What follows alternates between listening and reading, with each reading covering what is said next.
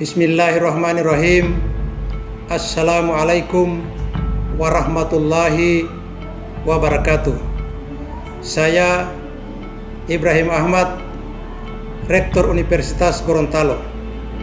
Sebagaimana kita ketahui bahwa pada tanggal 20 Oktober 2019 akan dilaksanakan pelantikan Presiden dan Wakil Presiden terpilih periode 2019-2024. Oleh karena itu, saya menghimbau kepada seluruh masyarakat, terutama keluarga besar Universitas Gorontalo, mari kita sama-sama menjaga keamanan dan ketertiban, tidak melakukan hal-hal, kegiatan-kegiatan atau demo-demo yang bersifat anarkis yang dapat merusak dan atau menghambat kelancaran pelantikan Presiden dan Wakil Presiden terpilih.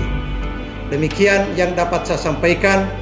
Atas perhatian seluruh masyarakat, terutama keluarga besar Universitas Gorontalo, saya ucapkan terima kasih yang sebesar-besarnya. Assalamualaikum warahmatullahi wabarakatuh.